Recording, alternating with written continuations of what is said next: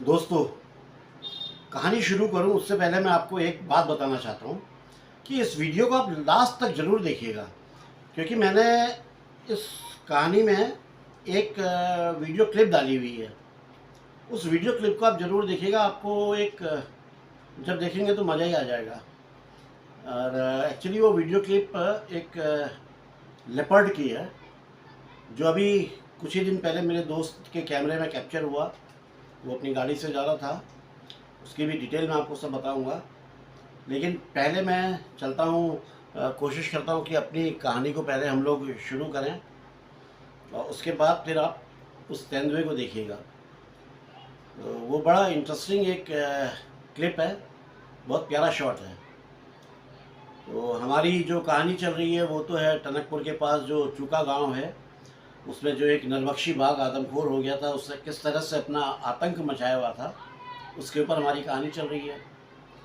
आपको याद होगा पिछले भाग में मैंने बताया था कि किस तरह से जिम कॉर्बेट साहब ने बाघ पर गोली चलाई थी, मगर वो बच गया था और रात में आकर वो अपने शिकार मतलब जिस भैंसे को उसने मारा था उसके सिर और खुरों को छोड़कर बाकी पूरा चट कर चुका था, बाकी पूरा खा गया था।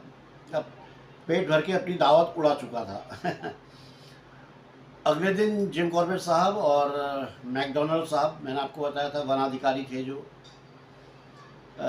जब उस जगह को चेक किया, यानी जहाँ पे उन्होंने भैंसे को मारा था उस जगह को चेक किया, तो वहाँ पे सिर्फ सर, सिर और खुर ही दिखाई पड़े। और ये बात भी पक्के तौर पे पता चल गई कि पहले दिन जिम कॉर्बेट साहब ने जो गोली चलाई थी वो बाघ की गर्दन को छूते हुए निकल गई थी, क्योंकि उस टाइम इनको एक डाउट था ना कि कई बार गोली लगने के बाद भी खून देर में आता है, लेकिन इनको ये यहाँ पे क्लियर हो गया था कि गोली लगी नहीं थी। ये जानने के लिए पिछला भाग देखिए। कहानी आगे बढ़ाने से पहले मैं किटी व्लॉग्स, देवेंद्र जी, ममता तिवारी जी, नेचुरल व्लॉग्स, प्रेमा पांडे जी, पूनम भट्ट जी, आपका दिल से धन्यवाद करता हूँ कि आप लोगों ने सुपर थैंक यू के थ्रू जो राशि यूट्यूब में मेरे उस पर डाली है वो मेरे लिए अनमोल है।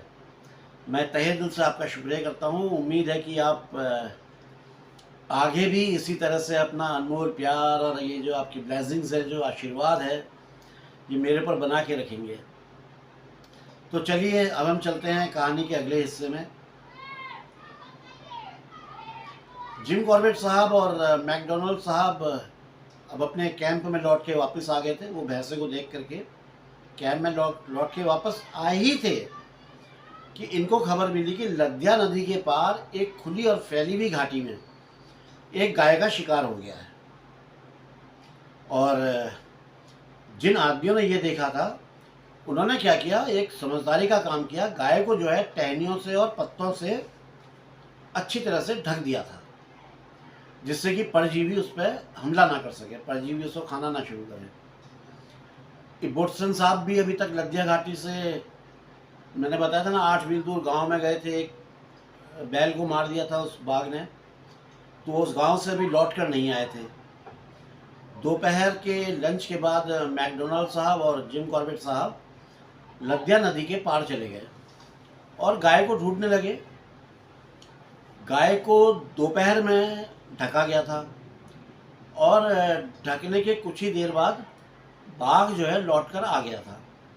जब उन्होंने ढक के वो गए तो उसके तुरंत बाद बाघ लौट कर आ गया था। उसने वो टहनियाँ वगैरह सब हटाई और गाय के शरीर को बाहर निकाला और बिना कोई निशान छोड़े वो गाय को उठा के चला गया, लेके चला गया अपने साथ। अच्छा, वहाँ पे घसीटे जाने के कोई निशान नहीं थे। जैसे पकड़ता है तो घसीट के ले जाता है ना, तो घसीटे जाने के कोई निशान नहीं थे। तो इससे ये पता चलता था कि बाघ ने गाय को अपने जबड़े में दबाया और हवा में उठा लिया था। जबड़े में दबाया और हवा में उठा लिया इस तरह से। सोचो यार, कितनी ताकत होगी उसके अंदर कि इतनी बड़ी गाय को वो हवा में उठाकर चल रहा होगा। यहाँ पे भी साल के पेड़ों का एक घना जंगल था। इन पेड़ों के नीचे झाड़ियाँ नहीं थी, इसलिए इन लोगों को गाय के शरीर को ढूंढने में करीब 1 घंटा पूरा पूरा लग गया था। इन लोगों ने ढूंढना शुरू किया तो करीब इनको 1 घंटा पूरा लग गया था, क्योंकि झाड़ जंगल थे नहीं, खुला खुला सा एरिया था, बाघ कहीं को भी लेके चला जा सकता था। एक जगह पे इन लोगों की नज़र पड़ी कि बहुत सारी सूखी पत्तियों का एक ढेर है। ये उसके पास गए, उसके पास जाकर इन्होंने देखा कि बाघ ने उन पत्तियों के ढेर से शिकार को जो है ढक के छुपा रखा था, यानी कि शिकार को रख के उसके ऊपर पत्तियां डाल के उसको छिपा दिया था। उसके पास में ही एक पेड़ था, तो मैकडोनाल्ड साहब जो है एक मचान बांधने में बिजी हो गए उस पेड़ के ऊपर, और जिम कॉर्बेट साहब जो है एक जगह पे बैठ के आराम से सिगरेट पीने लगे।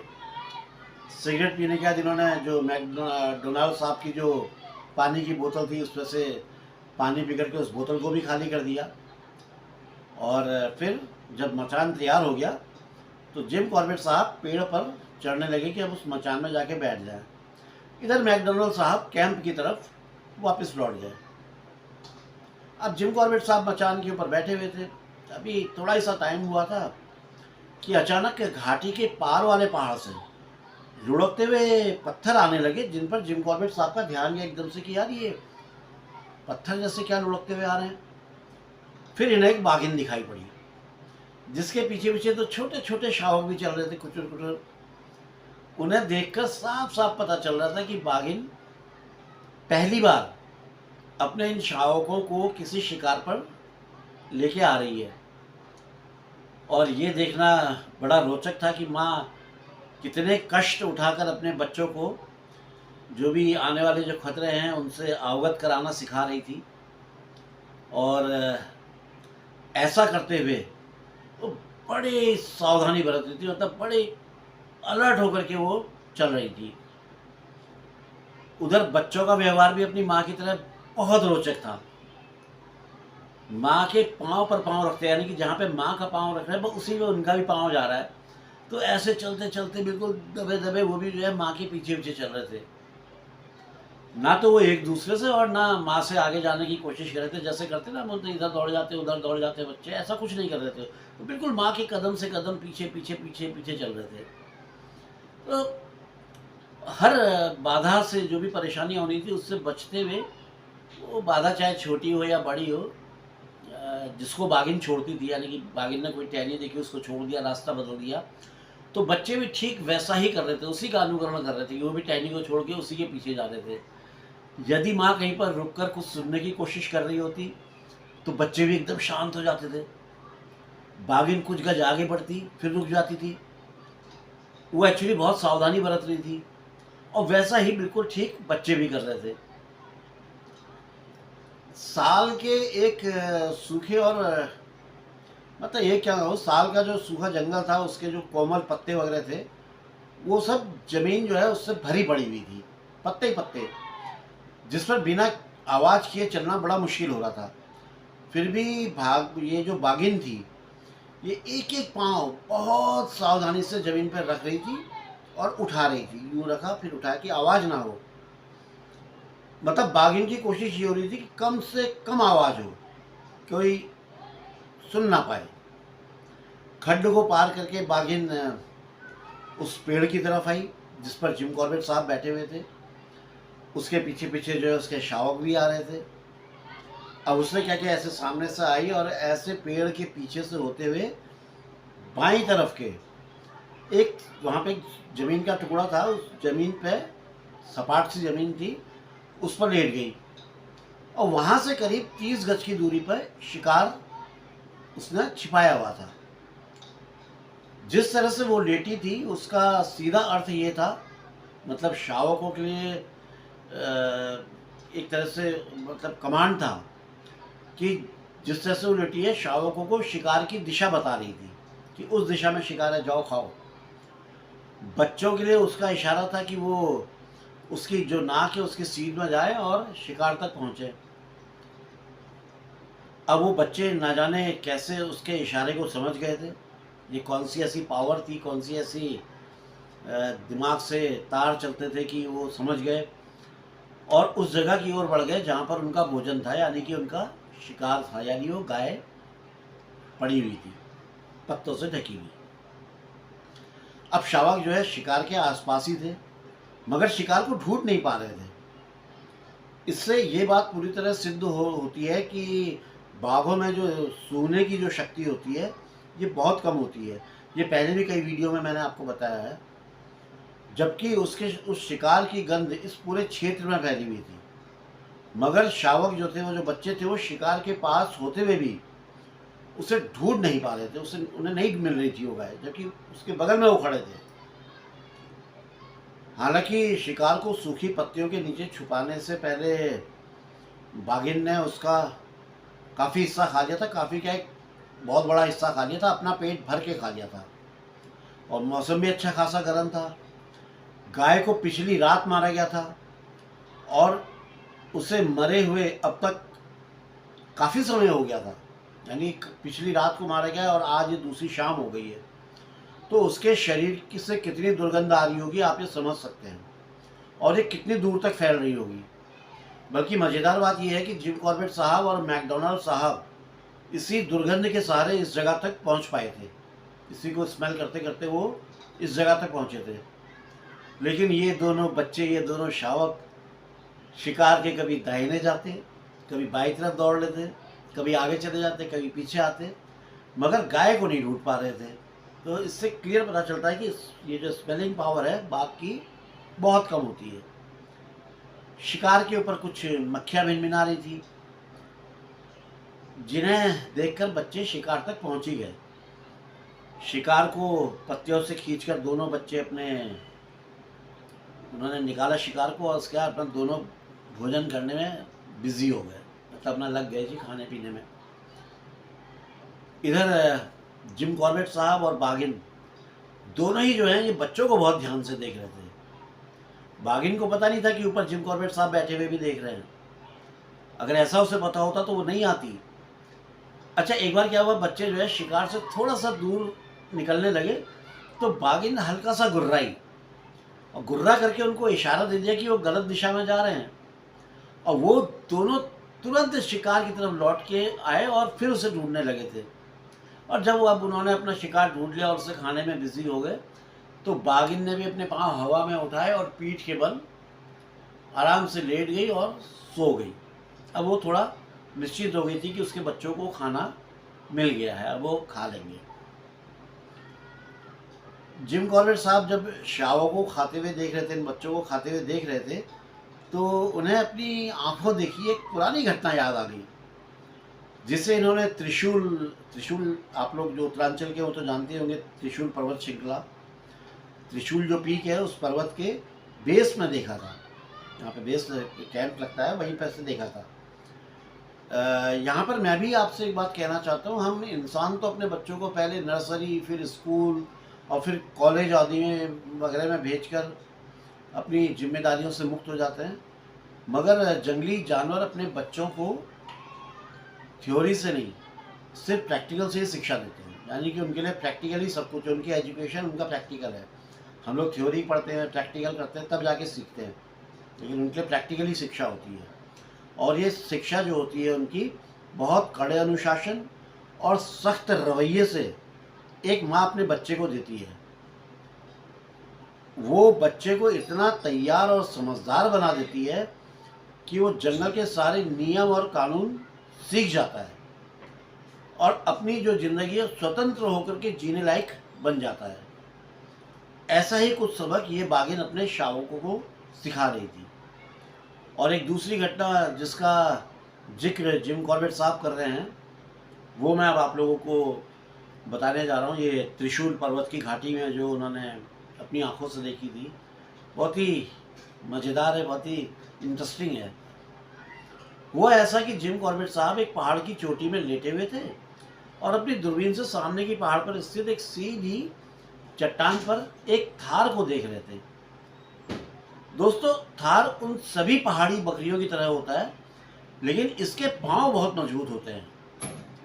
ये खड़ी से खड़ी और चिकनी से चिकनी चट्टान पर पे भी बहुत आसानी से ग्रिप बना लेता है और बड़ी स्पीड के साथ दौड़ भी लेता है। मतलब खड़ी चट्टान में दौड़ जाना ये थार के ही बस का है। बकरी प्रजाति का है, मैं इसका फोटो मिलेगा तो डाल दूंगा। चट्टान के बगल में ही एक थार माँ और उसका बच्चा लेटे हुए थे। माँ खड़ी हुई तो बच्चा जो है तुरंत आया और माँ का दूध पीने लगा। बच्चे ने 2-3 घूंट दूध का पिया होगा कि माँ ने उसे अलग किया और चट्टान से कूद गई।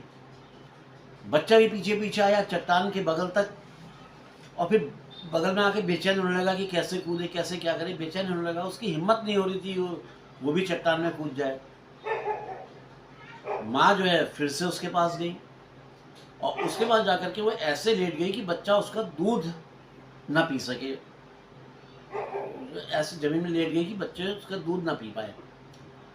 और फिर जैसे ही बच्चे ने उसका दूध पीने की कोशिश करी तो वो फिर चट्टान में कूद गई और गर्दन घुमा करके अपने बच्चे को देखने लगी, लेकिन बच्चा कूदने की हिम्मत ही नहीं कर पा रहा था। करीब 6 या 7 बार उस थार माँ ने यही प्रक्रिया को दोहराया। वो कूद जाती और फिर बच्चे को दूध नहीं पीने देती और फिर कूद जाती और बच्चा किनारे आके खड़ा हो जाता और हिम्मत नहीं करता। और अब ये 7वीं बार था जब माँ उठी, बच्चे को 1-2 घूंट दूध की पिलाई और उसके बाद उसको अलग करके चट्टान में कूद गई। इस बार जो है बच्चा भी चट्टान में कूद गया। फिर माँ के पीछे पीछे उस खड़ी चट्टान में चलता हुआ फिर मैदान में आ गया। अब उसे भरपूर पेट भर के जो है दूध पीने को मिल गया था और साथ ही ये सबक भी वो सीख गया था कि उसकी माँ उसे जहाँ भी ले जाएगी वो जगह हमेशा सुरक्षित होगी।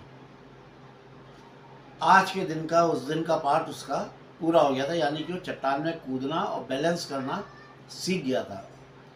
तो इस तरह से जानवर ट्रेनिंग देते हैं। जिम कॉर्बेट साहब बोलते हैं कि उन्हें बहुत अफसोस है कि उनके पास में उन दिनों संसाधनों की कमी थी, जिस वजह से वो जंगल में होने वाली ऐसी पढ़ाई को कभी रिकॉर्ड नहीं कर पाए। मतलब वो कभी भी इस तरह के प्रशिक्षण का चलचित्र नहीं बना पाए, वीडियोग्राफी नहीं कर पाए, जबकि उनकी ज़िंदगी में अनेकों बार ऐसे अवसर मिले थे जब उन्होंने कई तरह के पशु पक्षियों को अपने बच्चों को ट्रेनिंग वगैरह देते हुए देखा था। अगर उनके पास वीडियो रिकॉर्डिंग कैमरे होते तो सब रिकॉर्ड करते, लेकिन उनके पास संसाधन थे नहीं तब। अब इधर आते हैं बाघ की कहानी पे। जब शावकों ने अपना पेट भर लिया, यानी कि बच्चों ने अपना पेट भर लिया और फिर वो अपनी माँ के पास आ गए। अब यहाँ पे माँ की ममता का एक प्यारा सा अंदाज देखिए आप। बाघिन ने जैसे ही बच्चे उसके पास आए तो बाघिन अपने बच्चों की जो है सफाई करने में जुट गई।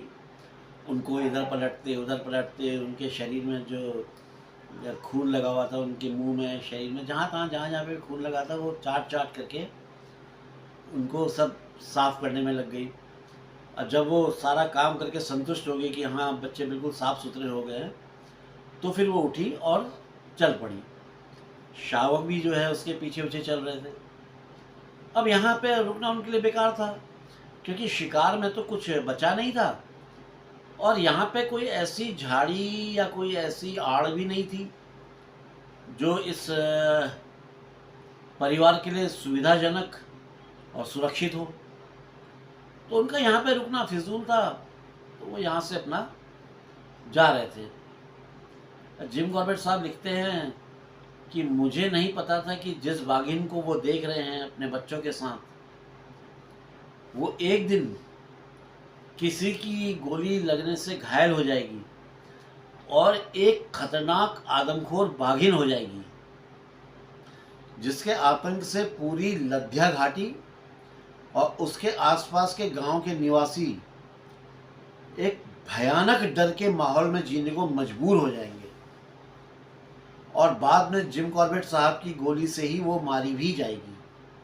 वो कहानी भी दोस्तों मैं आपके सामने लाऊंगा, विस्तार से सुनाऊंगा उस कहानी को भी, इसी बाघिन की, कि ये भी मैन ईटर हो गई थी बाद में और भयानक मैन ईटर हुई थी। इतनी भयानक कि इसने तहलका मचा दिया था, भूकंप ले आई थी ये एरिया में।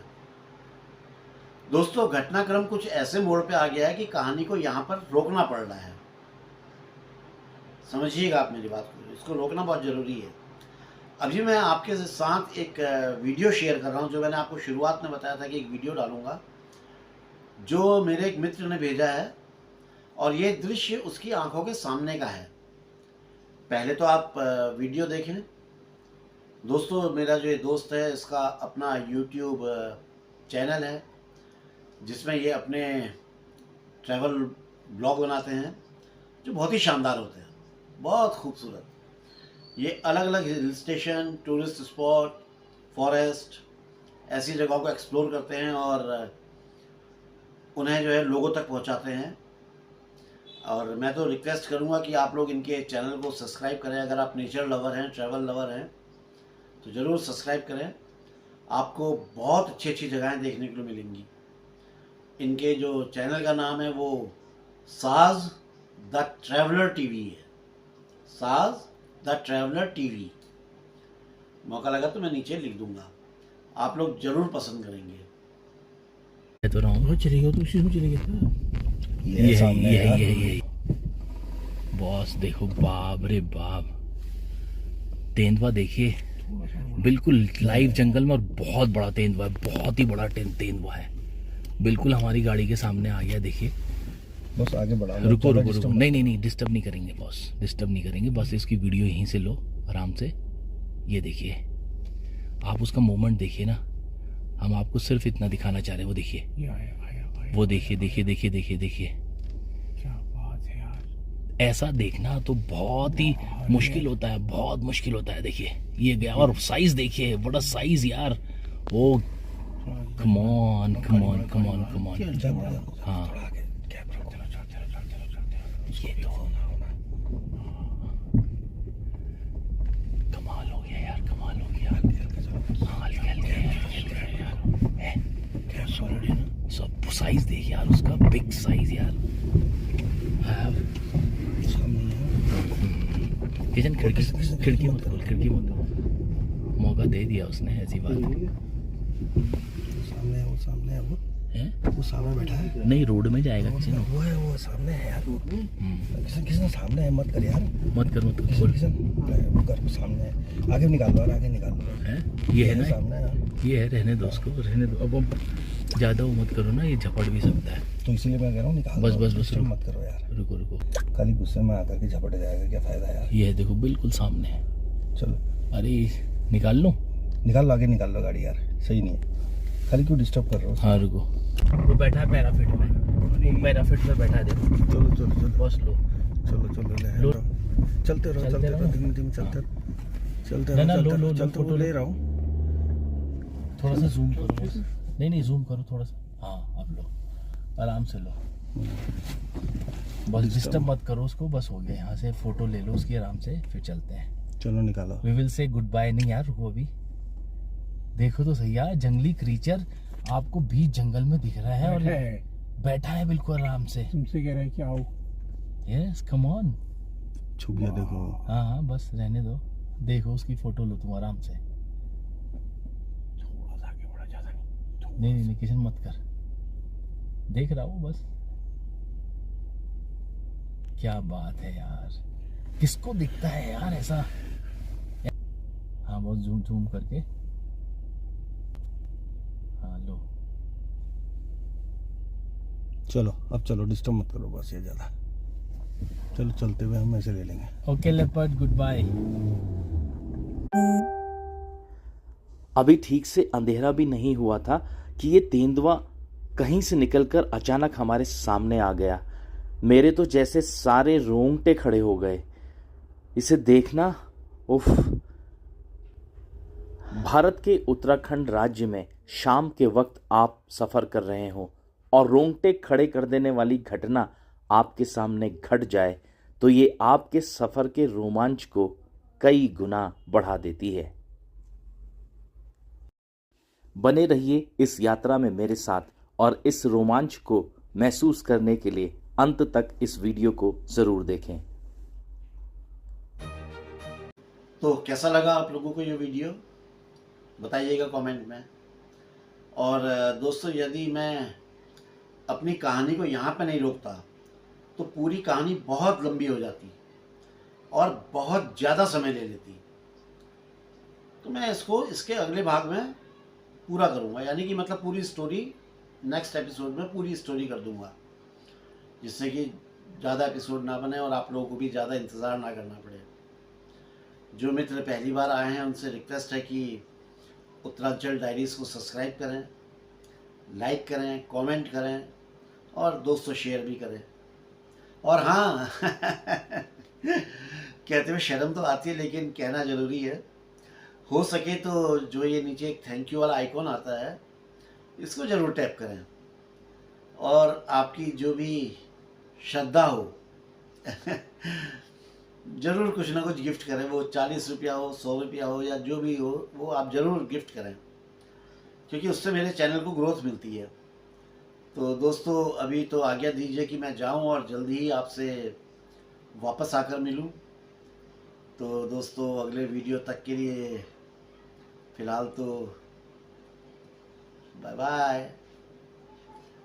जय बद्री विशाल, जय उत्तराखंड, जय जय जय जय माँ भारती।